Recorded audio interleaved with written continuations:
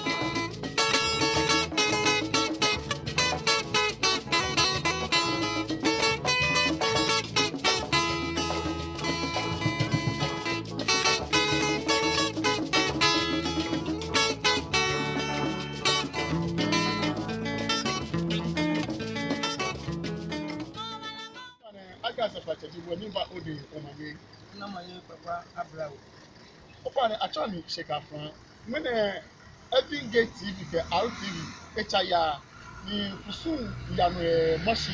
ni kusun ni ya no neji Nshɔ Bulemɔ when any apuri of Nshɔ ye last year the akeliki lele keliki kuma achiche me ya ni kusun fe mo efe masa ni mene eni wodumo kole na any cat aye or more than cat what you go buy akame but what you may I'm sure I'm watching the channel Ghana I'm a channel so yeah I tell you that the son I can if I can the minute if I like get the ballet so femo na bafi okupa what boy check it okuake as a strategy one here in bed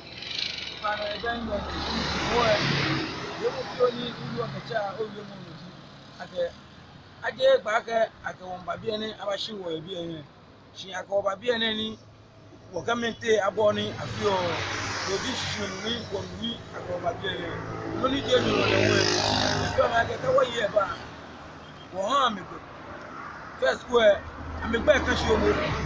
nta me ba me later ma so ni ametu suru shi biane na akoba biene ni barage amegbaji ekumena akamatuo wo chi je chi mo mo ga wanje shile na me ba wonna na agbaje ekome ke ame na mafe amekusu pepepe na ametema mo se anwe wonu ko yo mukodo wo le aga da afie aga me ba wo kwa fine wa ga ga ja ga ma ba ani gbaja no to na to ame Ebanye e ano na ka pepe alo te obana na ya te do ndumi wonye bi ano. Yo, o fane ye eshiba mi ye. Bi ane keji ebala keshi akewo Yoruba to benu oyu akewo wo Yoruba. Wo yo ebe ko ni akayata loke afi kusu. Mele akeshi bi ane je pote na fi kusu ye. Keji yeshi emushi besana keje me ekashi. Bi ane nitinye keteje obe niko amebeye woket nyemi ni atamaba dani yeshi na keje me Ofale dabi amegbele ekomekashi pepe ton beni ichole ni iwe. Otunya ke oya nu na po ewo eni le uni abule Nshɔ ohun ye akesei ke libi kome etiti njeme ko te ba fete ni Nshɔ Bulemɔ kusunwe e ba ya no Ero ru awon eji ankwani ele silele awon ele ji eni mo je aje gba ke agenchi jeme ke kutu eni.